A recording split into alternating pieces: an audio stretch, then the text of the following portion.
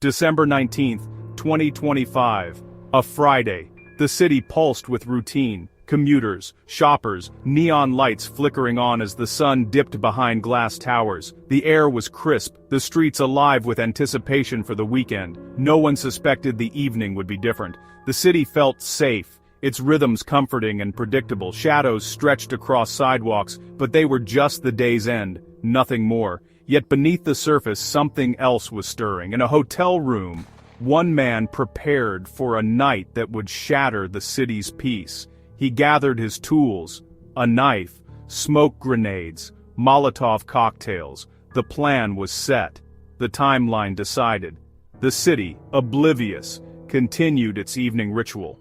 Friends met for dinner, families cooked at home, laughter echoed in the streets. But in the hidden corners of a troubled mind, a different energy built, a silent, unseen pressure. While millions moved through their routines, one individual was preparing for something else entirely. The materials were ready, the locations chosen. The city's indifference would soon be broken. The familiar hum was about to be replaced by sirens. The first act of a tragedy was moments from beginning.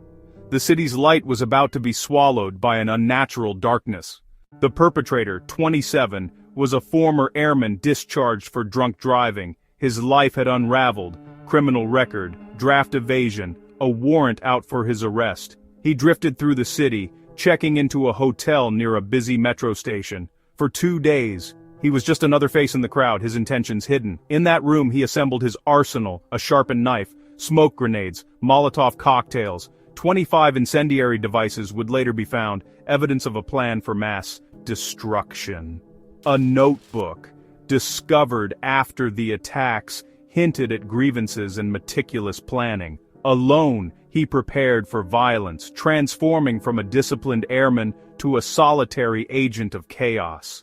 The city outside buzzed with life, unaware of the storm gathering within its walls. Each hour brought him closer to stepping out of the shadows. The final preparations were made.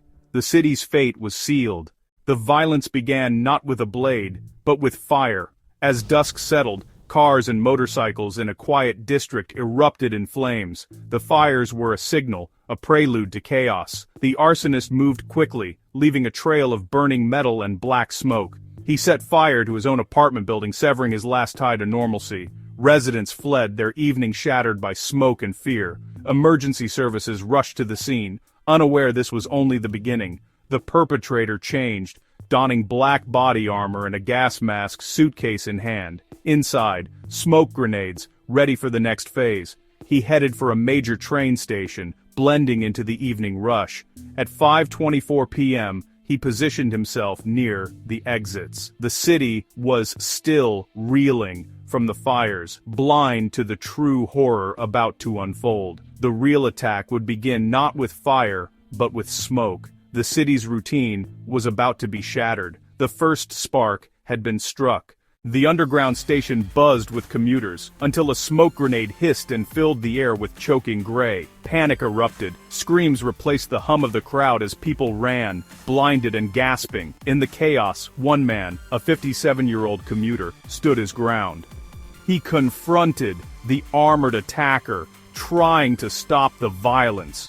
A brief struggle ensued, courage clashing with calculated malice. The attacker drew his knife, striking down the would-be hero. The man fell, fatally wounded. First casualty of the blade. The attacker stepped over him, disappearing into the smoke and confusion. Sirens wailed as emergency services arrived, but the perpetrator was already gone. The station, once a place of routine, was now a scene of terror and loss. The city's sense of safety was shattered in moments. The attacker's objective, terror and confusion, had been achieved. The hero's sacrifice would be remembered, but the violence was far from over. The perpetrator melted into the city, leaving behind chaos and grief. The first act of horror was complete. The city braced for what would come next. The smoke lingered, a haunting reminder of the attack. The city's heart skipped a beat. The night was far from over. The attacker vanished from the smoke-filled station, slipping through the city's arteries. He returned to his hotel, a temporary sanctuary near another metro hub. There, he changed clothes, rearmed, and prepared for the next assault. The city was on high alert, but he was already a step ahead. In his room, he gathered more smoke grenades and his knife. Every move was calculated, a tactical reset, not a retreat. The city's emergency services scrambled, unaware the attacker was preparing for round two. The interlude was brief, a calm before the next storm. He left the hotel, ready to strike again. The city's fear was just beginning. The next target was already chosen. The violence would soon resume. Around 6 p.m., the attacker reappeared outside a bustling metro station and shopping center. The festive crowd was thick, commuters, shoppers, families. He unleashed more smoke grenades, turning celebration into chaos. Panic swept the plaza as people fled the choking haze. The attacker moved through the confusion, slashing at anyone within reach. The violence was indiscriminate. No one was safe. 2 victims were stabbed in the neck, others wounded as the blade rose and fell. The attacker then fled into the shopping center, a sprawling maze filled with thousands. Panic rippled through the mall as the threat moved indoors. The city's heart was now a hunting ground. The violence escalated. The fear multiplied. The attacker's rampage was relentless. The hunt was not over. It had just moved inside. The city's nightmare deepened. Inside the shopping center, police closed in as the attacker moved upward, floor by floor. Shoppers hid, alarms blared, the building locked down. The chase ended on the 6th floor, where the attacker was cornered. In a final, desperate move, he plunged from the atrium's upper level. He landed on the ground floor. His violent spree ended by the fall. Police and paramedics rushed to his side, but his injuries were fatal. The man who brought terror to the city was now a broken form on the mall floor. His campaign of violence, less than an hour long, was over. He became the 4th fatality of his own attack. The city's ordeal had ended, but the scars remained. The emergency systems he tried to overwhelm now worked to save him. Too late. The story closed with his death, a final violent punctuation. The city exhaled, shaken and forever changed. The nightmare was over, but the aftermath had just begun. As the dust settled, the city faced the grim reality. 3 civilians dead, 11 injured. The first was the 57-year-old hero at the station. The others, 2 37-year-old men caught in the chaos. Police cordoned off attack sites, collecting evidence, and piecing together the timeline. Forensic teams found the attacker's weapons and a cache of unused Molotov cocktails in his hotel room. Videos from witnesses flooded social media, capturing the terror and the attacker's chilling calm.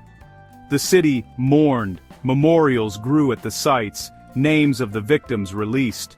The 57-year-old was hailed as a hero, his sacrifice honored. The tragedy became personal, lives and families shattered in moments. The city's sense of safety was gone, replaced by grief and disbelief. Investigators worked tirelessly, but answers were scarce. The digital world replayed the horror, etching it into collective memory. The city gathered to mourn, united in sorrow. The healing had only just begun.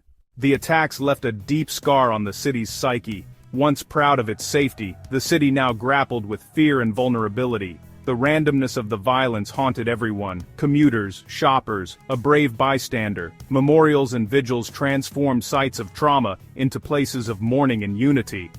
The city's energy was subdued, its rhythm changed.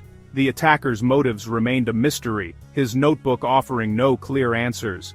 The question of why lingered, unsettling and unresolved. Yet amid the darkness, stories of courage and compassion emerged. The hero who intervened, the first responders, the citizens who helped each other, these became the city's new narrative. The skyline stood unchanged, but the shadows beneath it would never be the same. The city, scarred but united, moved forward, forever altered, but not defeated.